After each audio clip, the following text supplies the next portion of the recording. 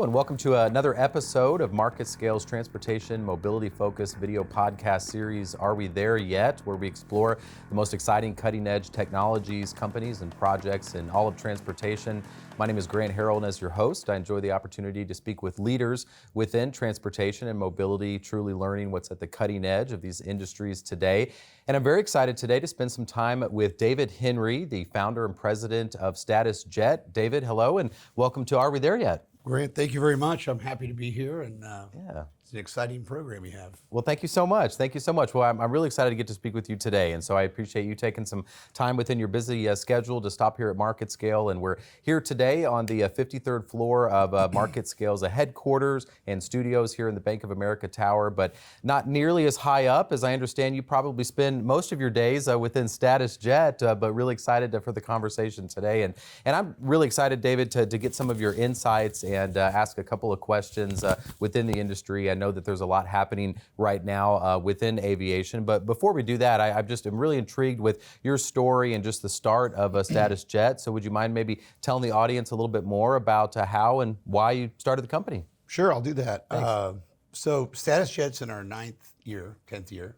Kind of born here in Texas and Dallas. Nice. I spent 4 years prior to that in aviation, kind of learning the ropes. Yeah. But I spent most of my life in radio, so my corny answer is, we used to sell things that, went over the air, and now I sell things that fly through the air. Very good. That's kind of the corny I love it. thing. But Awesome. No, it just grew. I decided we felt a need in not just Texas, but in other markets that we're in. Yeah.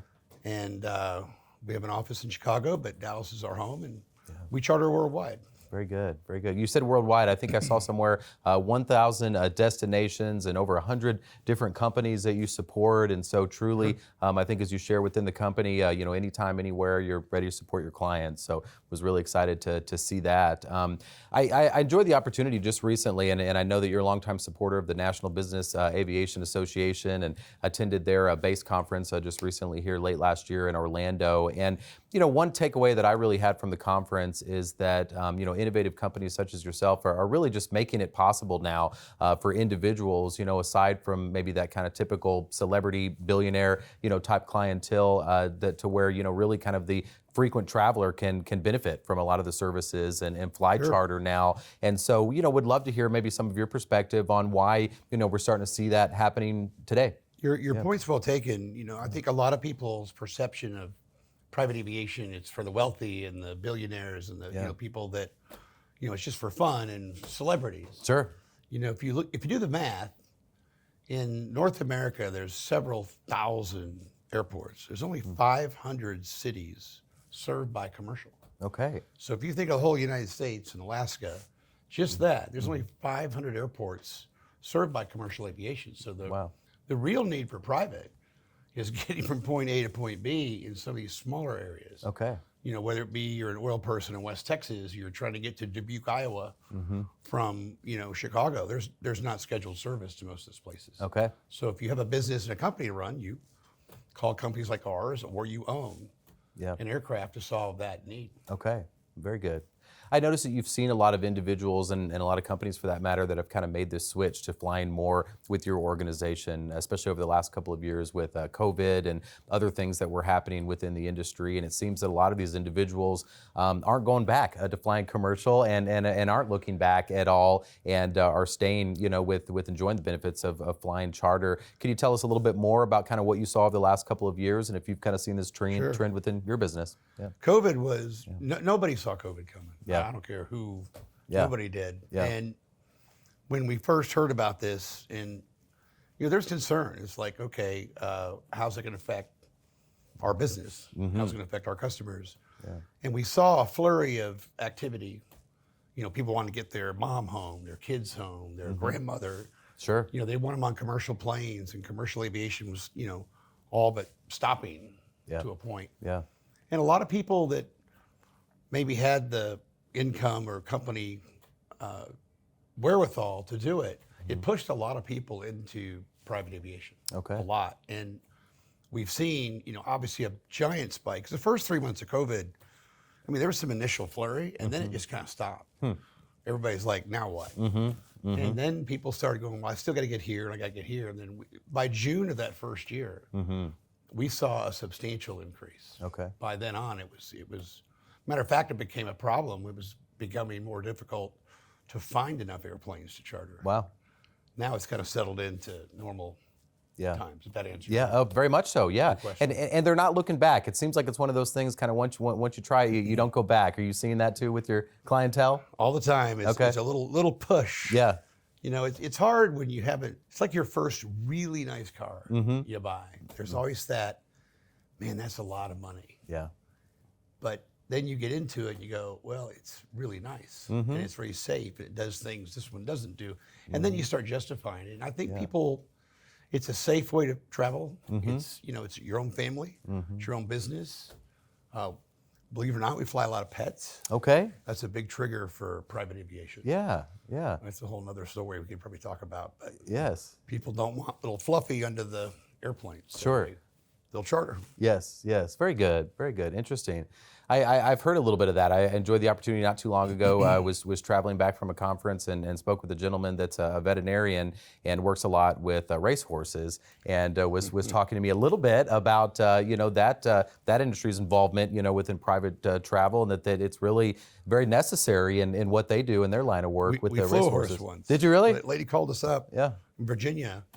I'll tell you this is true. You could charter a plane for a horse cheaper than you can for a person. Okay. Think about that. Well, Okay. also, even you can FedEx a horse, believe it or not. Really? You really can. Okay. A live horse. A live horse. Okay. Yeah, you can. It's Wow. not in a box. Yes. Yes. But, yes. Yeah, there's Interesting. a couple of guys, Tex Sutton and a few of those people that that's all they do is outfit these planes for show horses. So it was really, really cool to hear about your story of the race horse, but I understand that that may not be the craziest thing that you've ever transported within the business. What's one of the craziest, wildest projects you've ever been involved in?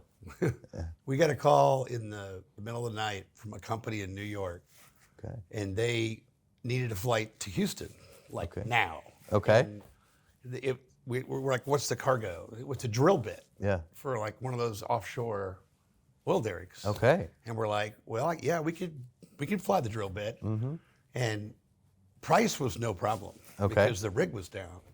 So we, within an hour and 30 minutes, dispatched, got the plane, put on the drill bit, got it to Houston, put it on a helicopter, flew it out to the rig. Yeah. But you can imagine what a rig costs. Sure. Shut down. Yeah. By a minute. Wow. So that was a pretty crazy story. And then Wow. one more crazy story. We had a lady couple down in College Station, I think, or something, and their dog got sick.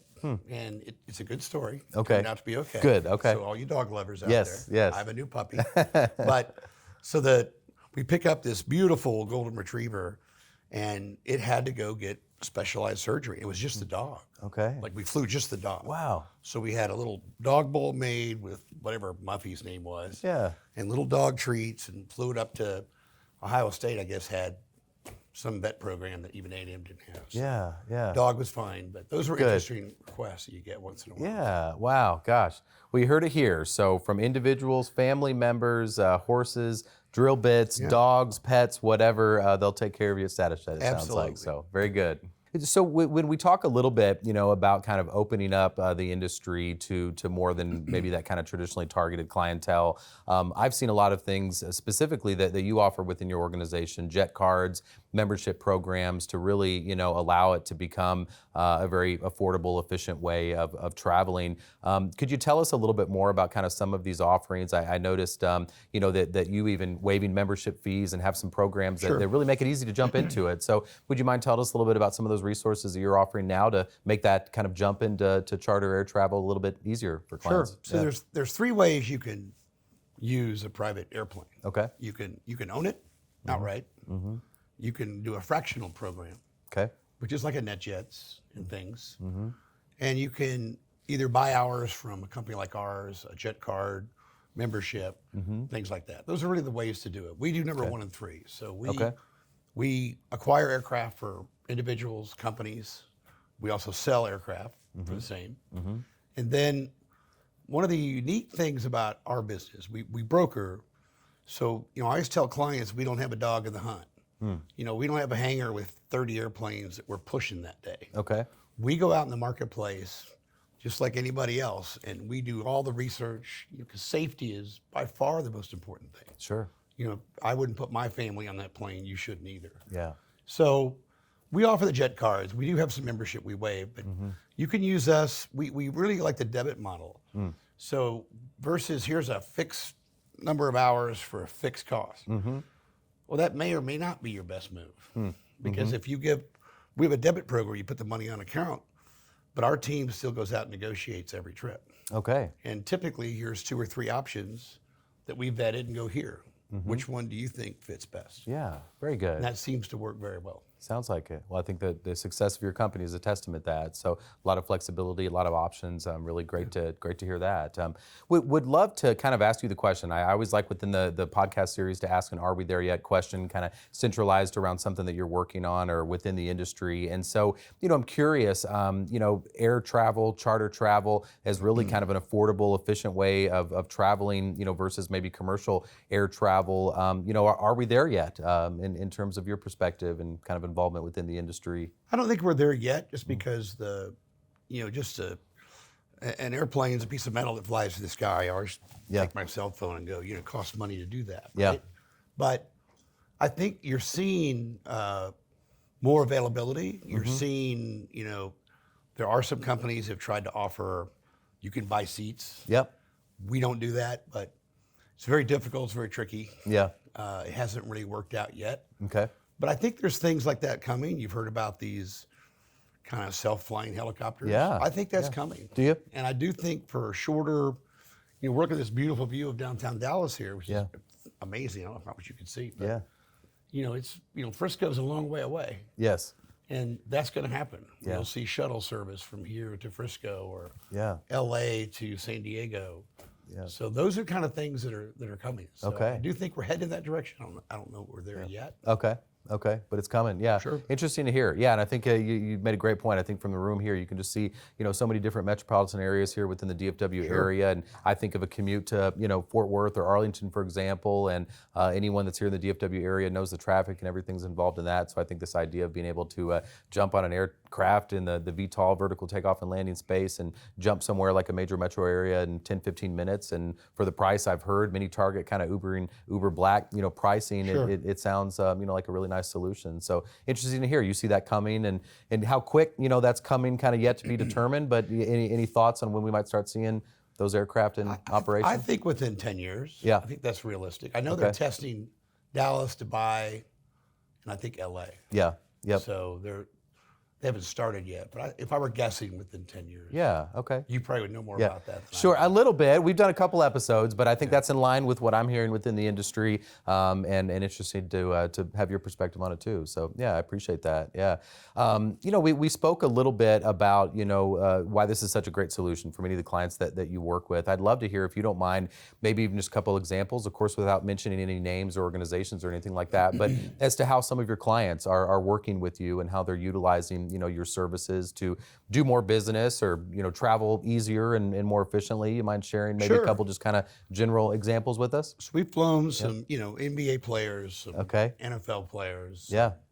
A few people on current sports television. Okay. You know, we don't say our customers' names, but yeah, most of our clients though, well, for example, if you're doing a sports show out in LA and you're there till 6 o'clock and you want to get home to your home in Arizona, that's a quick charter. Then you got to turn around and come back. So it's just it's the ease of doing things. We've done a lot of work with SMU here in Dallas, where they fly in celebrities. So I can go ahead and say we flew Eli Manning in because SMU paid for it. Yeah. But he spoke at the Doak Walker luncheon. Sure. But he had to get home for a kid's deal that night. Okay. And we were able to pick him up from the campus, get him to Love Field, got him home in almost, less than 3 hours. Wow. And that's a lot of reasons people do that, but we can help coordinate that, not just the air travel, but the ground, everything else. So we have clients that just recently got stuck in a snowstorm. They were up in, I think they were in Aspen. Okay.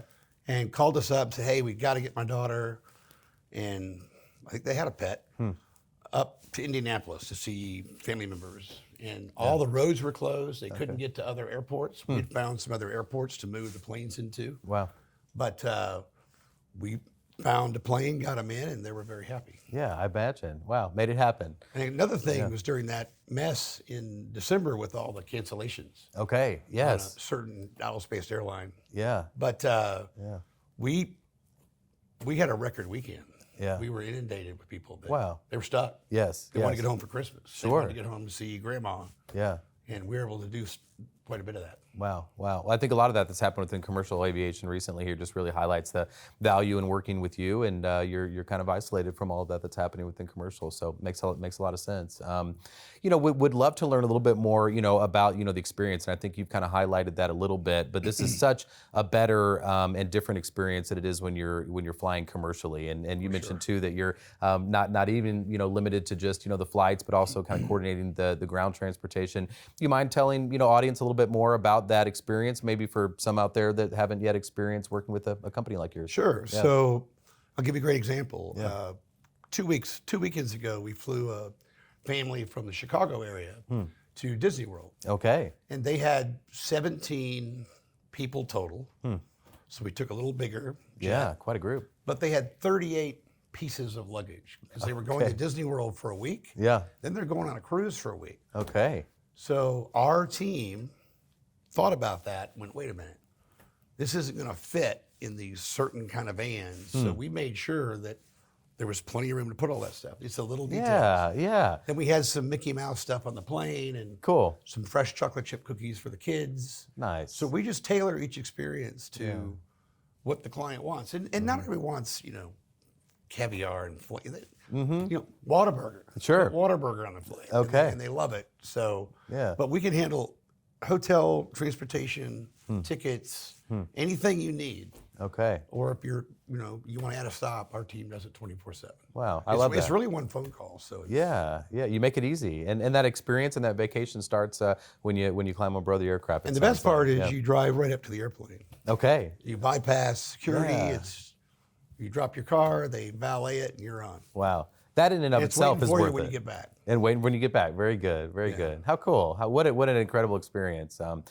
So you talk a little bit about some of the capabilities and resources that you offer within the organization, and you've already shared a lot. But I know in addition to that, you're very much an aircraft dealer as well, and so very much involved in the buying and selling of aircraft. And so I spent some time recently here with some representatives within the International Aircraft Dealers Association, and they were just sharing what an incredible market that it's been, especially the last couple of years, and really are having a hard time, keeping aircraft, for sale available. They're selling within weeks and many within days, and so I understand there's a lot happening. But would love if you don't mind to share a little bit about some of your resources, capabilities within aircraft, dealing, but then also a little bit maybe some of your perspective on kind of what's happening in the industry, if you don't mind. So the past 2 years, just like car prices, or pool prices, airplanes really shot up. Okay. And that's good and bad.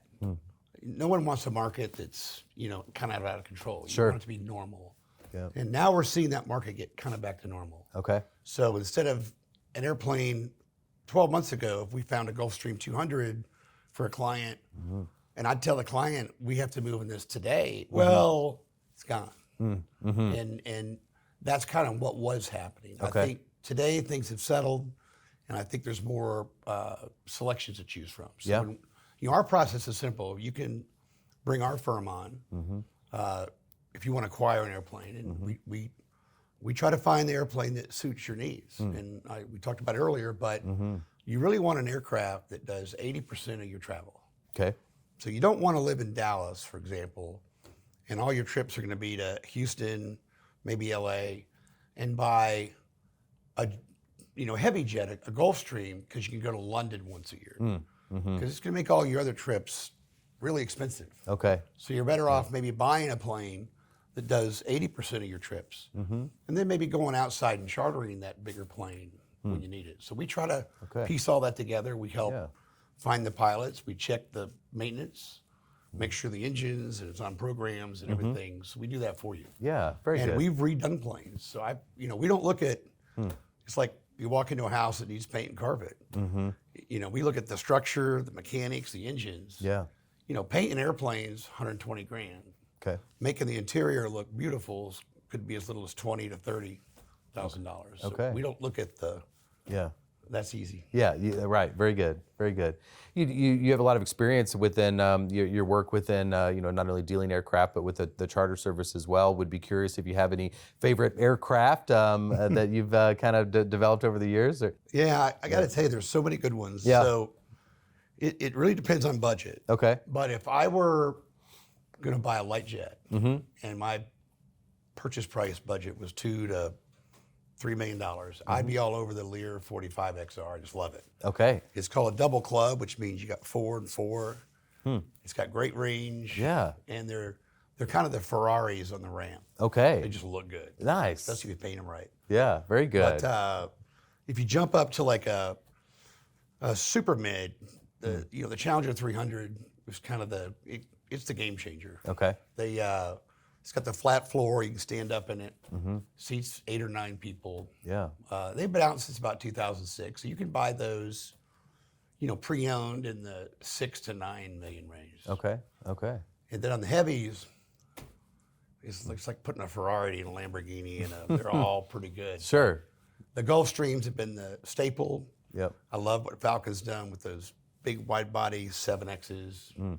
So I guess that would probably be my favorite big one. Awesome. That sounds like some great options. Yeah, the Ferrari of aircraft. I want that one. That sounds like quite the aircraft. So very cool. Well, I really appreciate David, especially just taking the time to stop by today and to talk a little bit within the series. I'm a big fan of the organization, and I know that you're going to develop a lot of fans as a result of today's episode. But would you mind maybe telling audience members where they can go online, visit sure. your website, learn a little bit more about the company? So we're really easy. It's just statusjet, jet.com, like elevate your status, jet.com. I'll give you the phone number, but just go online. We're everywhere. You'll see us. Just go to statusjet.com. Nice. Any time of the day, and we really appreciate you having me on today. It's an incredible facility up here. Well, thank you so much. It's been our pleasure, and we really just enjoyed the opportunity to learn a little bit more about the company, and I really enjoyed getting to learn a little bit about more about the story too. So I appreciate you sharing that with us today, and just really appreciate everything that you and the company's doing. And I think this has been a very exciting episode within Are We There Yet? And as I mentioned, I strongly encourage audience members to visit the website and check out the company to learn a little bit more about some of the solutions that they can offer you as well. So thank you so much for your time today, David. Again, really appreciate it. Thank you. Yep.